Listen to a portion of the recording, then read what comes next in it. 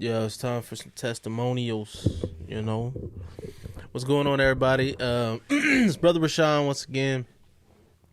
Shout out to all the new subscribers, man. Thank y'all for tuning in. I pray that this channel is edifying to you, man. If you haven't subscribed, please subscribe. You know what they say, always hit the like button. But why do we need to hit the like button? Because if you believe this word is edifying, if this word can be a blessing, it's glorifying to the Most High, hitting the like will increase the algorithms or whatever, and more people will be able to see it, just to help them get the deliverance they need. Testimonies like it can help people understand that they can overcome. And so I'm going to share my actual testimony, but I'm going to go into detail about it. From the way I got saved, and then also what I experienced after I got saved, and being in a house, a demonic house that I had rented, being around some witches that was trying to like take me out, like some serious stuff. So we're going to get right into it. But I also want to let y'all know every Tuesday at 6 p.m., we have a Bible study group called Fruit of the Righteous, where we get into biblical discussions. We pray, we discuss things. We do whatever the Lord is leading. Also, if you feel like you need deliverance from evil spirits, you can email fruitoftherighteousohio@gmail.com, and we can set up a time to where we can do some a virtual deliverance session, man, where we'll start casting them spirits out, man, and by the grace of God, get people delivered and set free. So yeah, man, if you're interested in that, you can email it again, fruitoftherighteousohio@gmail.com. You can also request the Zoom link. I'll also put the Zoom link in the description. So yeah, no, as a matter of fact, don't even request it, because I see that method doesn't work. People want it instantly. So I will actually put the Zoom link in the description box of every video moving forward, so that you can join us at 6 p.m. Eastern Standard Time, East Coast time, 6 p.m. every Tuesday, Fruit of the Righteous Bible Study. So I want to talk about my testimony, man. Going into some details. I was, so just a little background. I grew up in the, if those who know about the typical, like, people whose grandmother went to a Baptist church where they just teach you preach to God, you receive God one time and you good for the rest of your life. As we know, if you know the Bible, we know that's a false doctrine. And so I say that to say I grew up in a household where we got baptized at 5, and then that was it. I don't know about Jesus. None of my family lived for Christ. I can't name one person who did during my childhood. And so I didn't grow up in the church. We went to church every now and again, but I didn't grow up in the church. So I was an unchurched individual. By the time I was 18, I moved from where I was living at back to where I was born. It's about 4 hours away from one city to the next. And I left that city because it's a very, violence-filled, gang-infested city.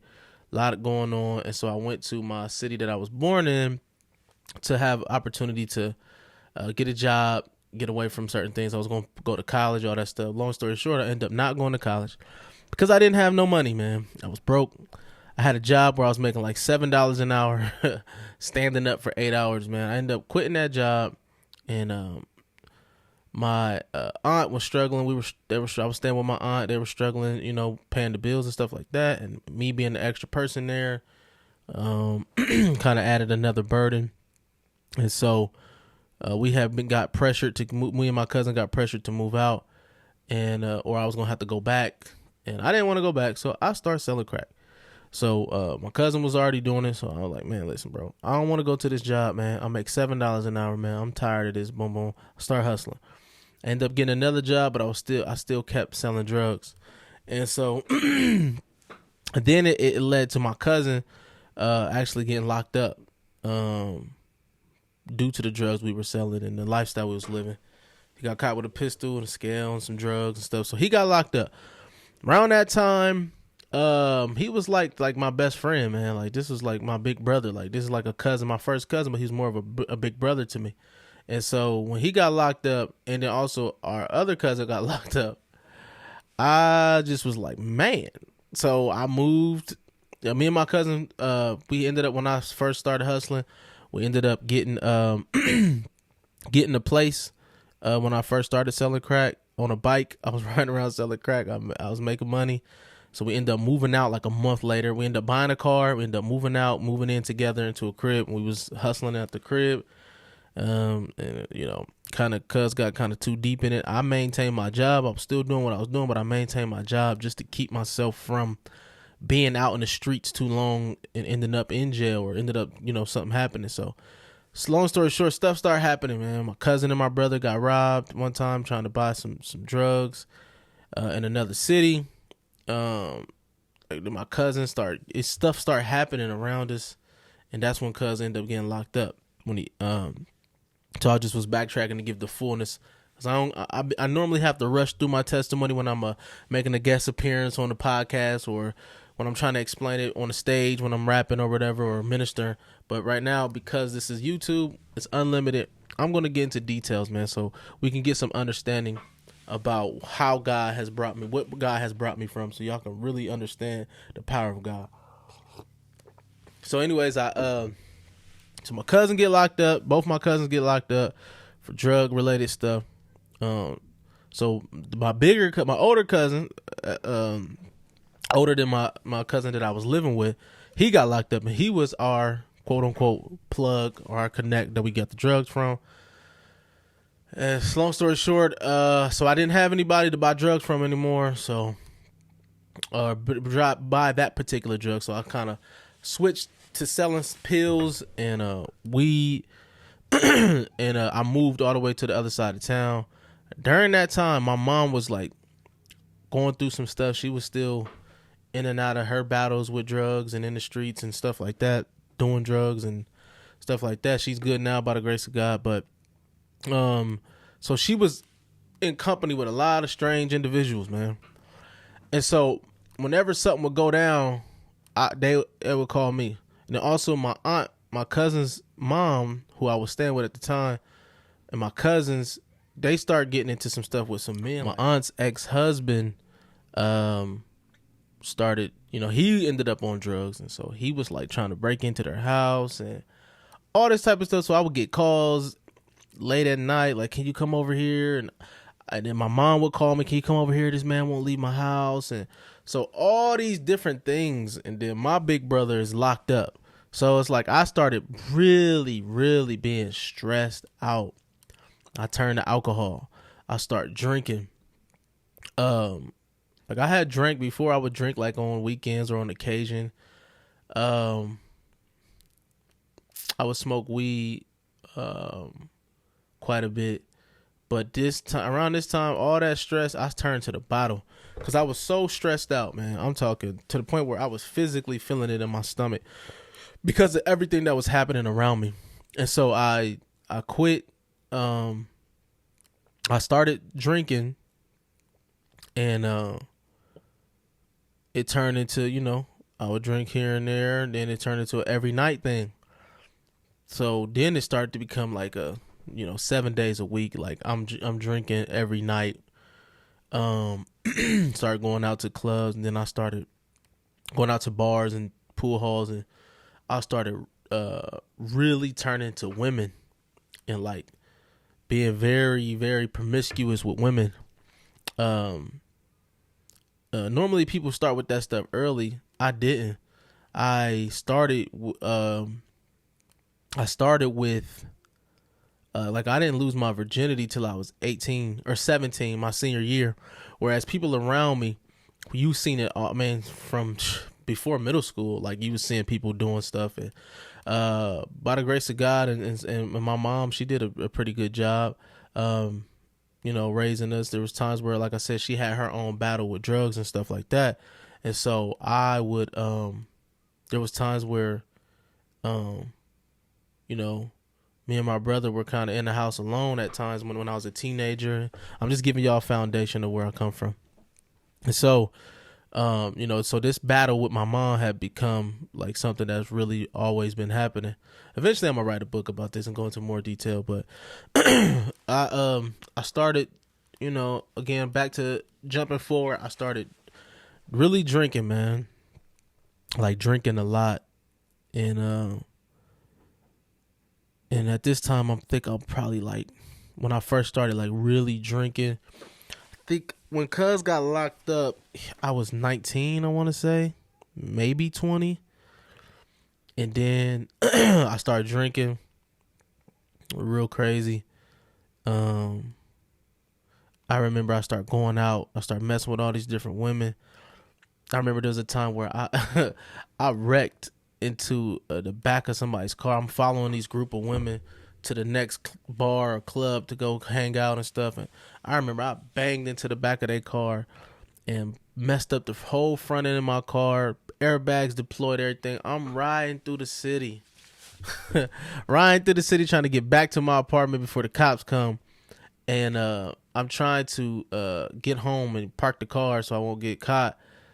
And I remember being pulled over at Speedway. Cop was like, "Yo, what's going on? Why is your car like this?" I'm like, "Oh man, my aunt." I made up some story like my aunt. She called me. I had to hurry up and go on the other side of town and help her. My dog got loose. Something crazy I had said. And I was like, this happened a couple days ago. He's like, "Why does it smell so fresh?" I'm like, "I don't know, man. I hit a dumpster a couple days ago, and it was an emergency. I'm still waiting for my insurance to take care of everything." Blah, blah, blah. And they bought it. They let me go. I share that story to share that all the stuff I've been through, I feel like God was with me a lot of the times, man. So then it turned into where I went from just drinking like beer to then it went into hard liquor. Once I turned 21, I started going to the liquor store, buying hard liquor, man. And cuz ended up getting out, and me and him was kicking it, man. We was drinking. He was a heavy drinker too, but not like how I was. But we used to kick it, man. And then we started rapping. When he got out, that's when I started rapping. I had always been rapping, but I had always been making beats and rapping and stuff. But I would only share it amongst friends and my cousins or my family or whatever. When he was locked up and I had started drinking and stuff, that's when I started rapping. I bought myself a microphone, bought myself a studio stuff, like a actual microphone, like a real recording studio microphone, as opposed to the little $12 stage mic or little karaoke mic that I had before. And so I started rapping and stuff, and then I made my first little mixtape, man.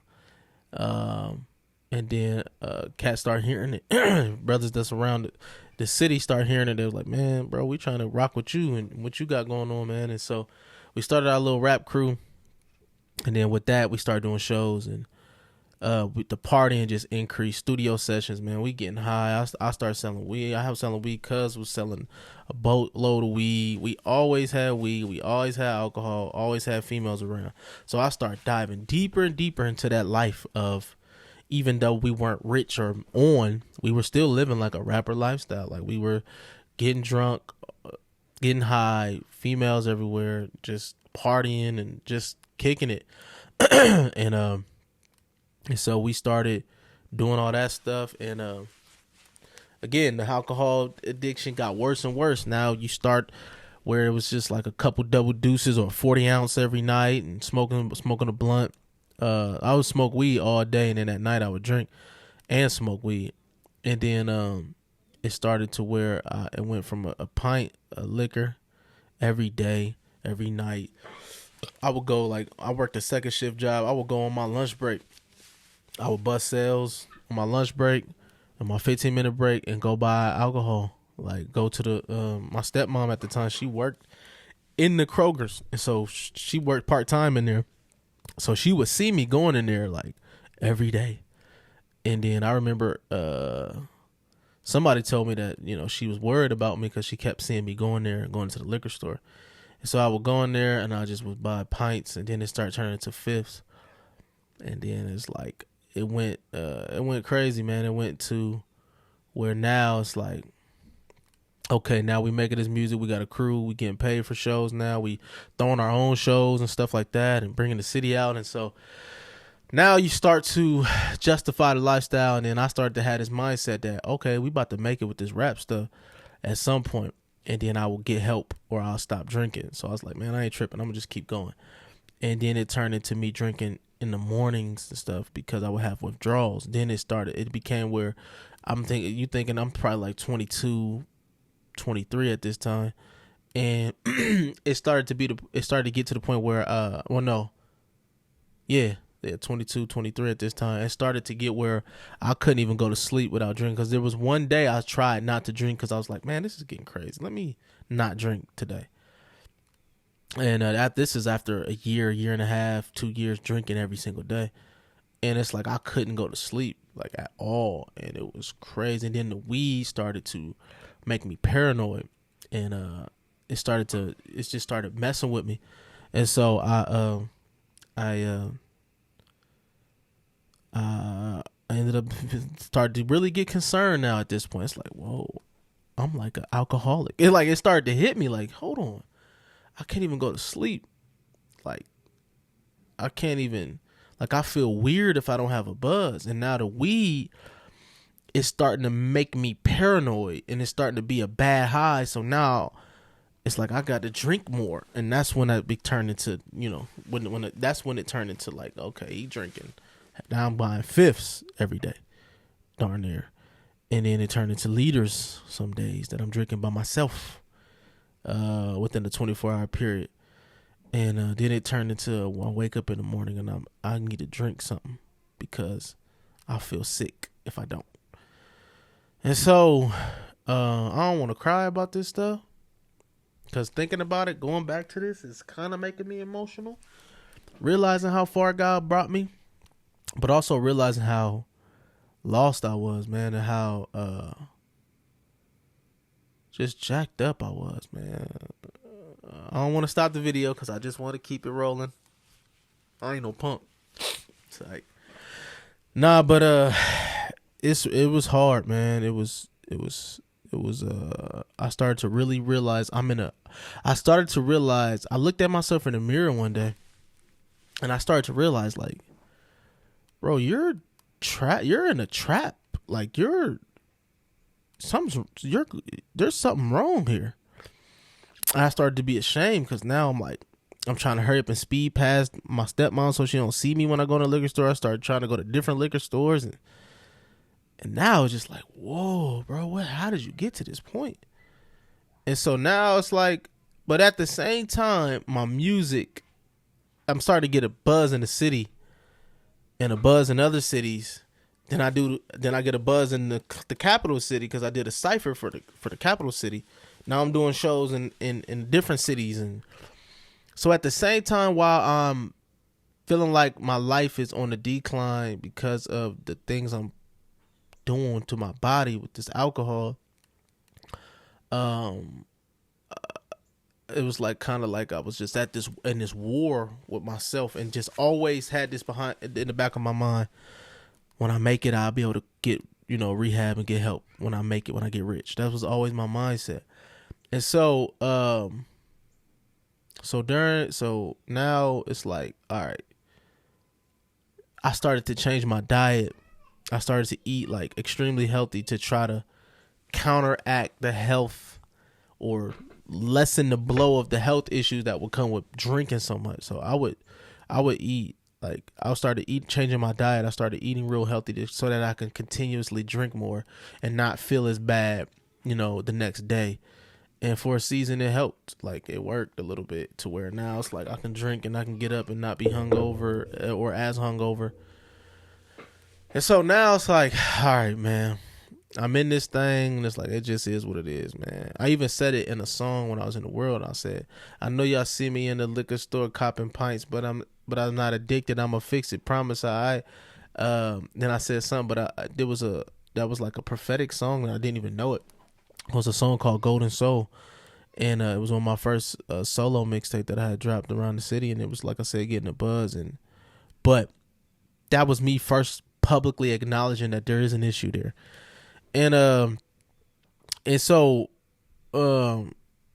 fast forward to, okay, now it's like, all right, I get into this house, like right on the south side of Springfield, where I was mostly living at. That's like the hood of Springfield, one of the hoods in Springfield, the south side. I moved to like the very south side, outside of I-70, in like so I guess you can call it kind of like the suburbs of like South Columbus. I'm sorry, Springfield. And I ended up getting renting this nice crib. Like that seemed too good to be true. It was like normally I would be renting a double or an apartment. But this was my first time having a single home, you know what I mean? And I found a dude on Craigslist. I found a house, and then I met with him, and then I gave him all my information, and then I got approved for the crib. It was just like quick. Then I paid, and I moved in. Crib was super nice, man.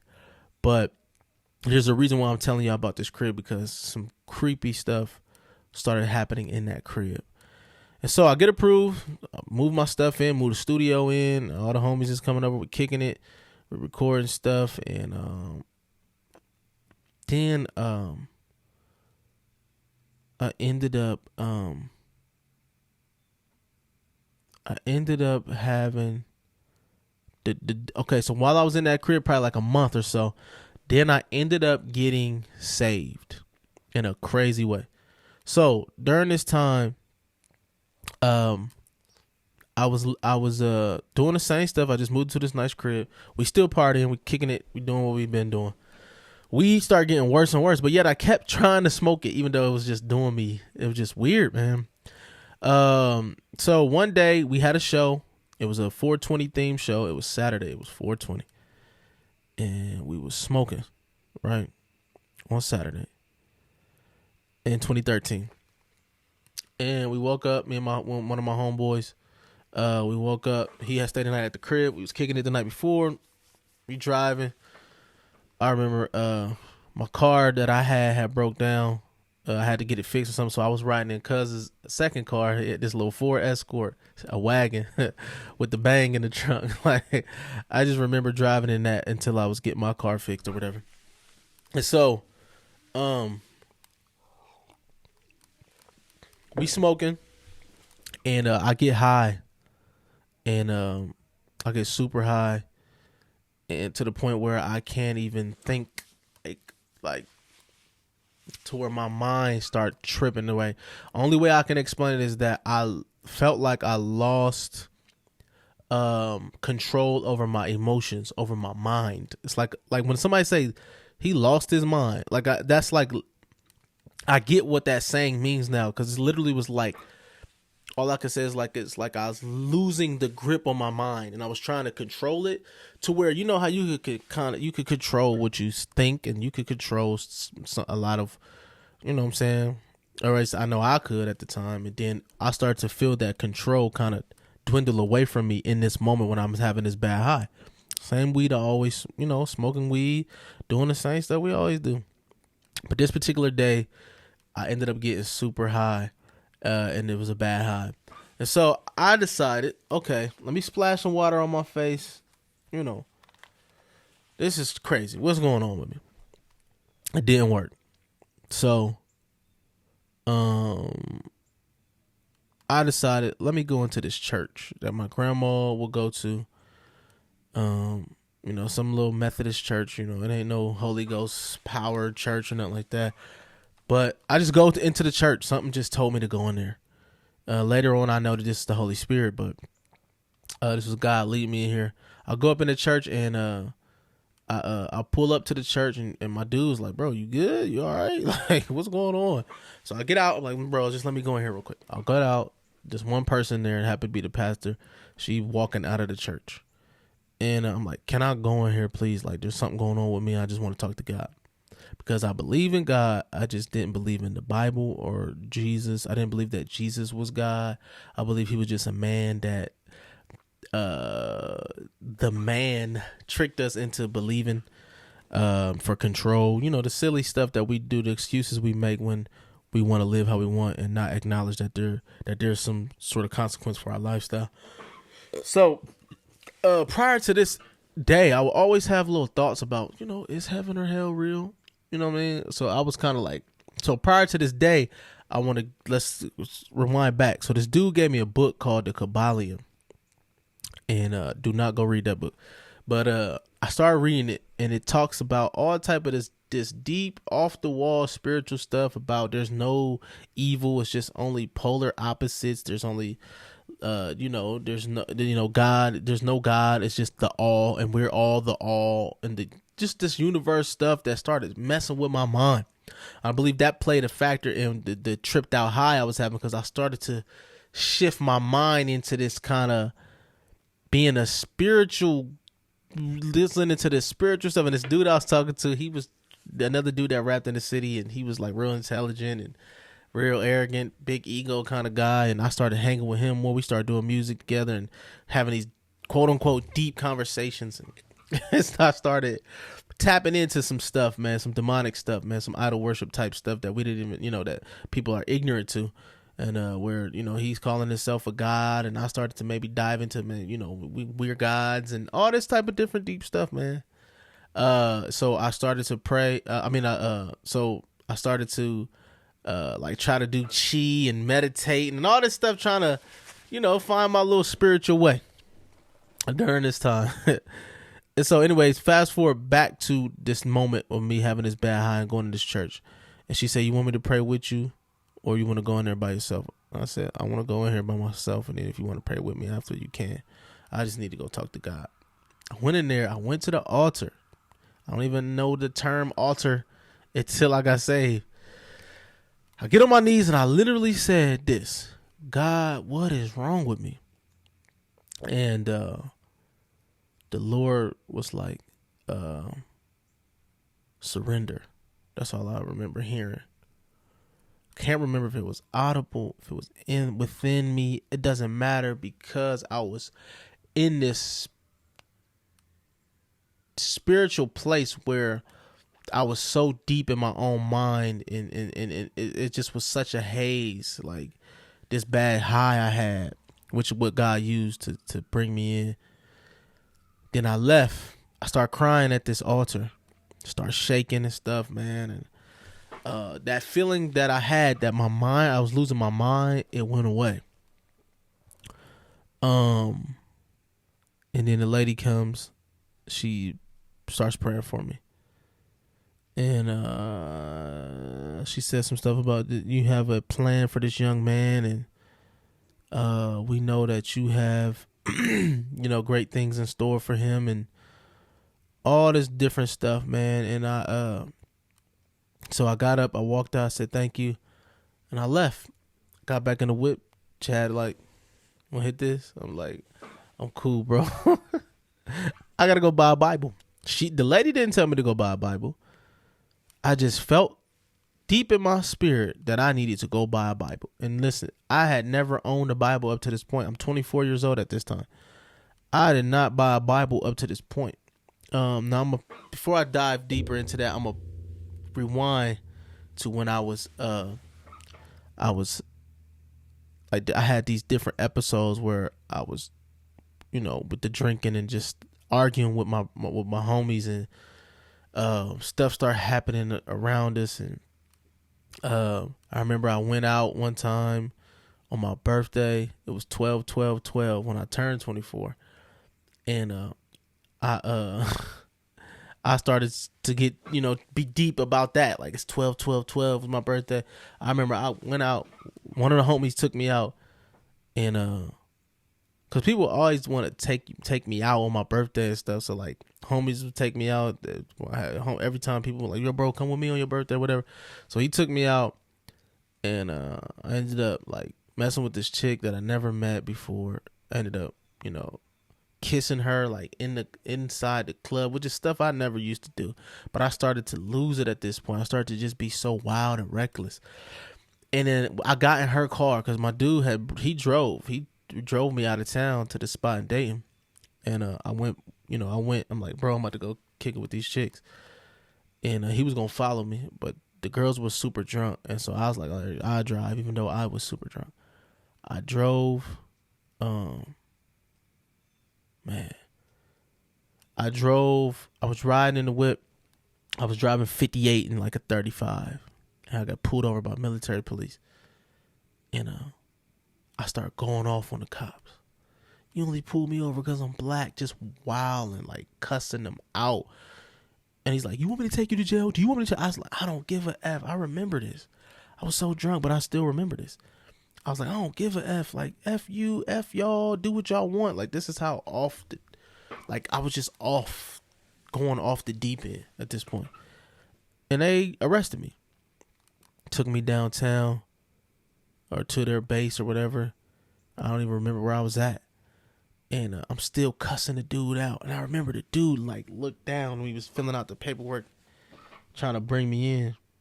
He said, and it's like I don't know what he was doing, but I was cussing him out.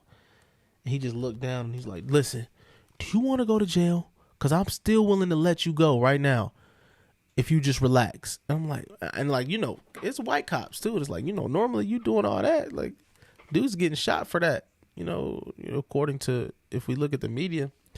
But anyways, I'm still saying, man, I don't care. Do what you want. But I kind of calmed down. Next thing you know, I see my dude walk in. He comes to get me. They let me go. And I had a court date. I never went to that court date to this day.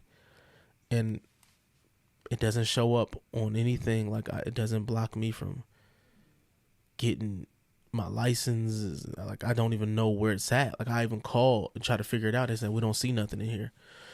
So fast forward, I just wanted to tell this, because these are little things that are significant in this journey and kind of will explain to you where I was when God came to get me, to let you know that he can get you too if you have a similar story.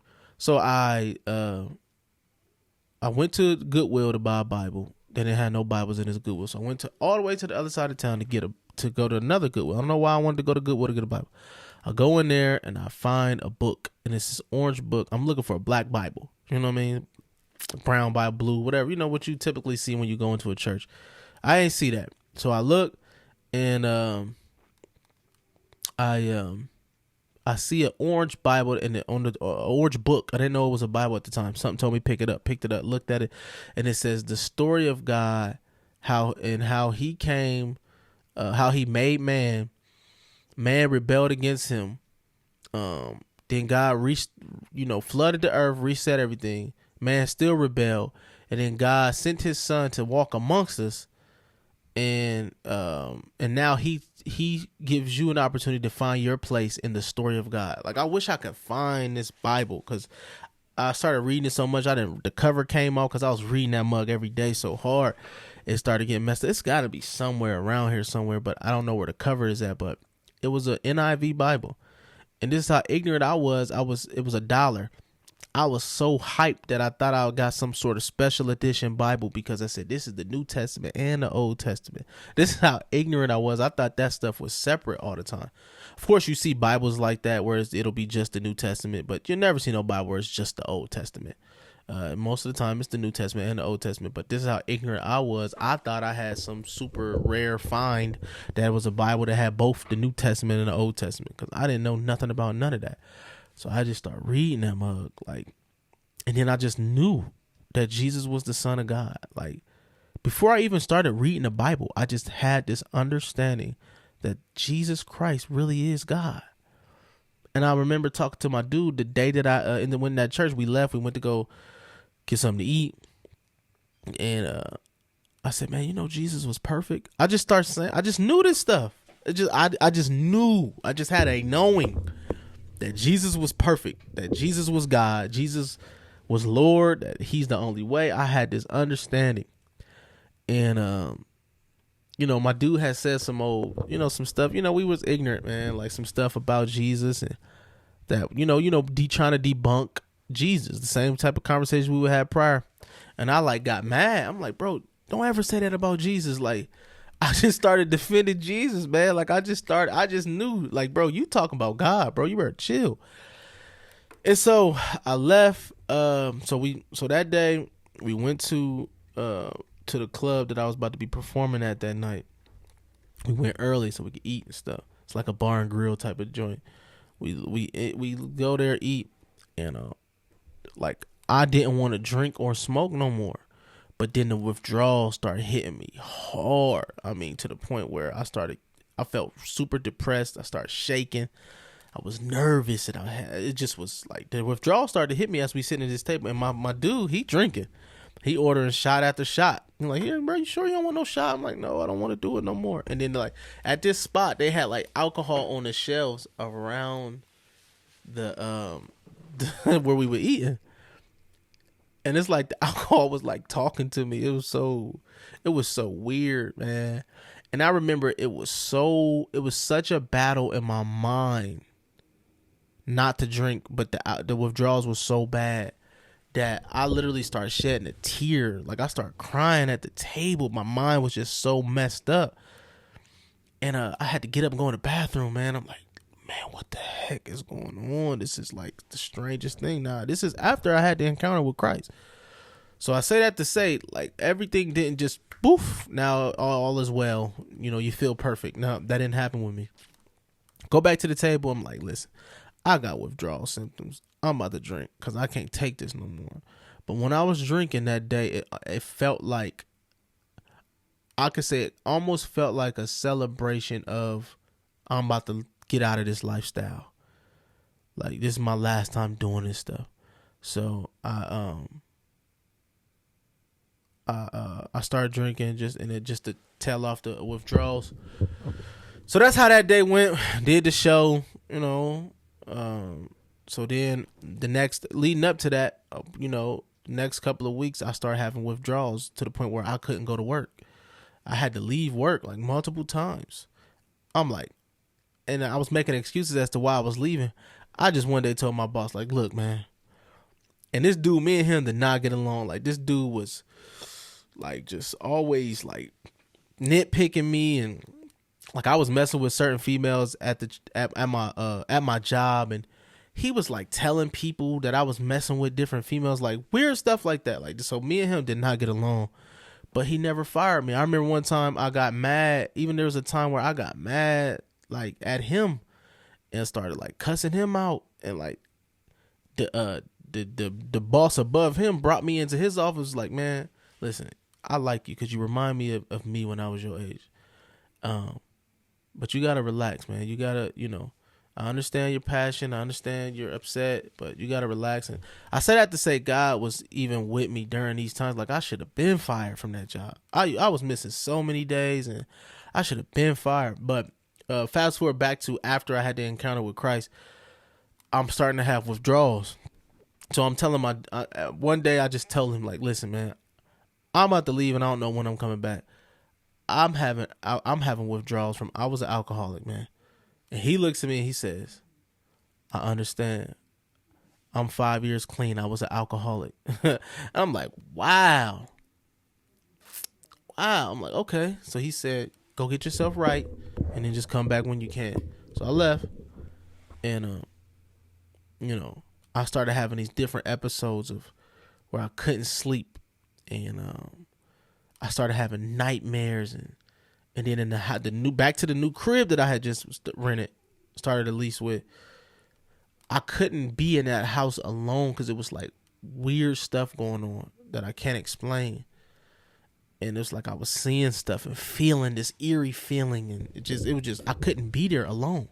So I would have, sometimes my girl would stay the night. I have a female stay the night with me, or my homies would be there, or if I wasn't, I would go stay the night at cousin's house, sleep on the couch in his extra room, because I couldn't sleep in that room, and I was still trying not to drink.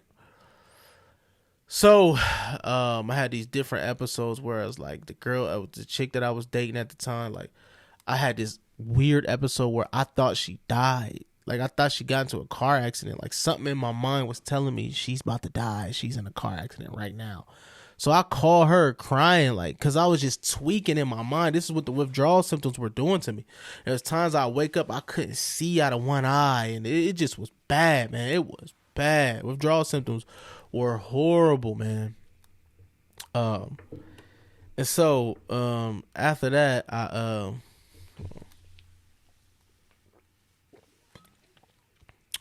After that, I leave. So I'm sorry, I got sidetracked. I started to have these episodes, right? So then one day I'm talking to one of my other homies, and like he like I'm like, bro, I'm about to go to rehab, man. I'm going to Columbus, bro. Like, I need rehab. I'm gonna see if my insurance will cover it. I gotta go.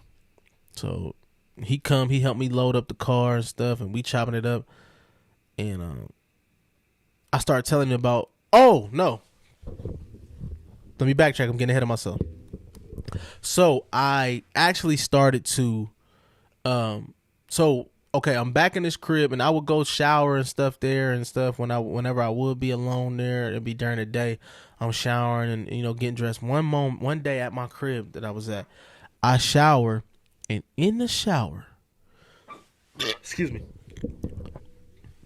I'm in the shower, and I'm still trying to resist this alcohol. And at this time, y'all know I used to love rap. I couldn't listen to no rap music anymore. It would like literally physically make me feel sick. I couldn't listen to nothing. I couldn't listen to anything that I normally would listen to. So I would listen to this radio station, the talk radio, or I could listen to Bob Marley. Like that's so weird. But I was listening to Bob Marley like all the time because it was the only thing that kind of brought me a little bit of joy during this time where I'm battling this with these withdrawal symptoms and depression and just this new, with detoxing from this alcohol and all this stuff. So anyways, I get in the shower, and next thing you know, I'm in the shower, I'm washing up, and something hits me in my head, like a shadow, boom, and another one hit me, boom, and then it's like I felt that same feeling I felt when I was high, when I had that high when I come to Christ. Only thing I just was like, what's going on with me? I started to felt like my mind was about to fall out of my head. It's the only way I can explain it. It was like I was under some sort of demonic attack of my mind. So it was some evil spirits in there attacking my mind. And so it's making my head hurt just thinking about this. Oh man, excuse me. Stuff is hard to talk about sometimes. I run outside and all right, so I had to take a break. So I run outside and I run outside because I just felt like I needed to get into the sunlight. I don't know why. That's just what I felt. Heard to put my clothes on. I didn't even dry off, and I got outside, and it's like the attack. It's like I either needed to get out of the house, but I needed to get into the sunlight, and it's like the attack subsided. That's when I said, I'm getting out of here. Excuse me. I never wanted to step foot in that house again. Anyways, I never wanted to step foot in that place again. So that's when I decided I'm going to rehab. Fast forward to me getting my stuff out. Me and my homie, we go in there because I ain't want to be in that mug alone, man. Grown man didn't want to be in that crib alone, bro. It was just like some spiritual attack that was just like crazy. So I got all my stuff, packed my bags. You know what I mean? I'm headed out. My homie was like, we having a conversation. I told him about that encounter that I had. He was like, bro, that stuff is real. That demon stuff and witches and stuff, that stuff real. He's not a believer, you know what I mean? And so, or he's not a, born again Christian. So we leaving. My homie gave me a couple $2 for the road. So I'm like, he like, you got everything? I'm like, yeah, man. We shut the door at the same exact time. When we shut the front door, we both looking at the screen door. Both our eyes look up at the screen door. One of the hinges that hinges the screen door on literally has 666 on the screen door. And it's not like somebody hand carved it. No, it's like it was made like that. It was like perfectly 666 engraved in the screen door. So then I'm like, hold up.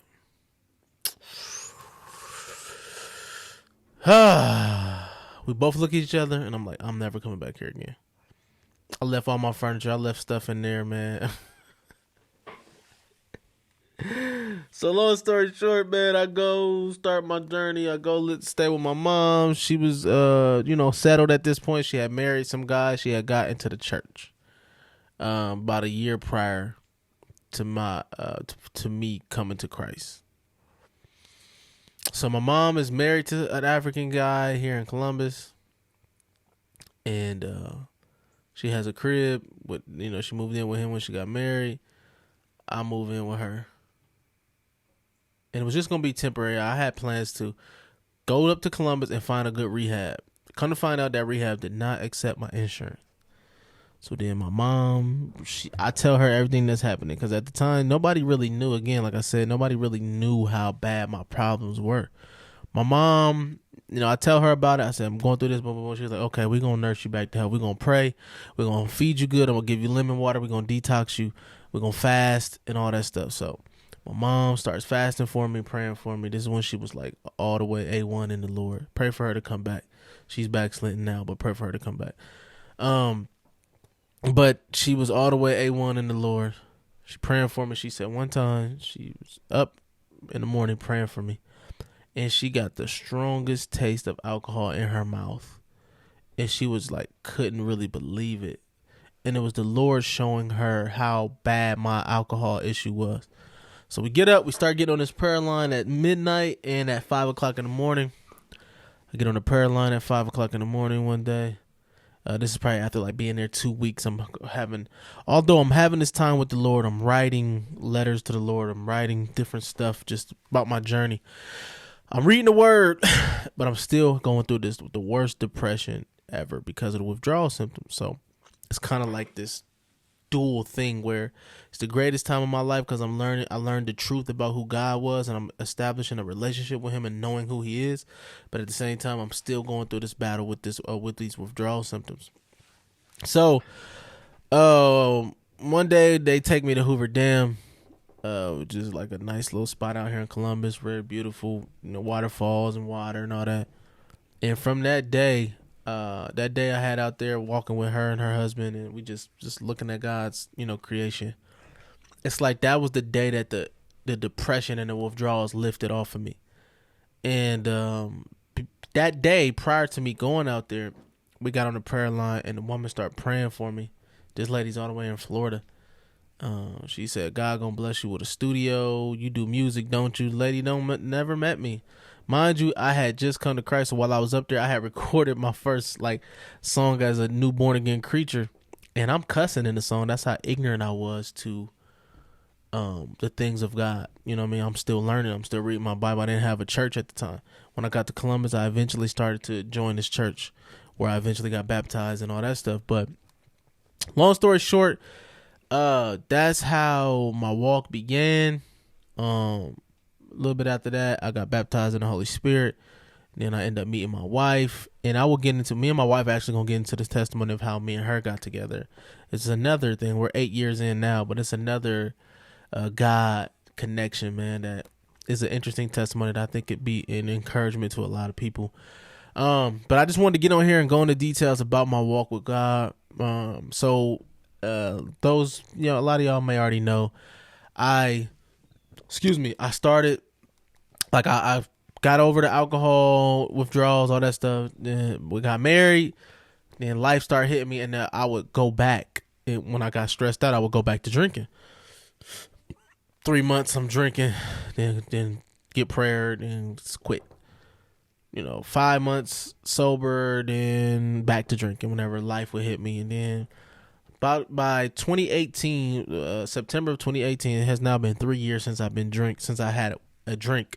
So praise God for that. But even during that time period of me coming to Christ and getting filled with the Spirit, getting married, I still would go back to my old ways. And it took a while for me to really understand who God was and how I can cast my cares upon him.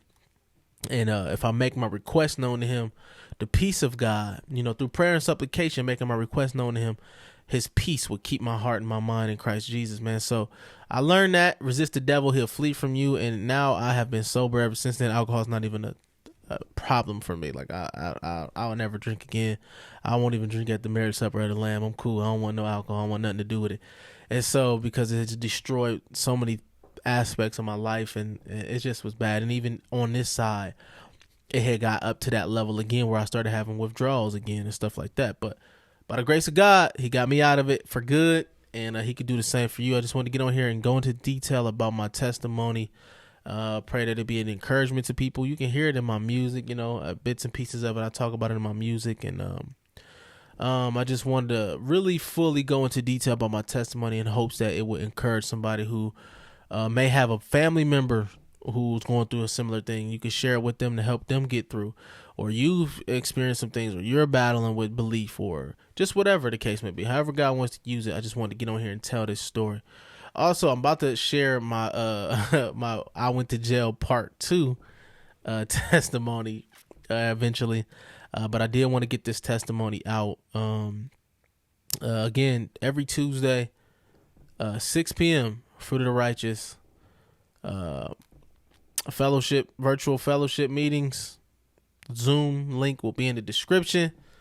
Man, new music on the way, man. God's doing some things. I'll be in Tampa October 7th, part of the 16 bar finalist. I'll be rapping a cappella on stage for Favorite Flex, so thank God for that.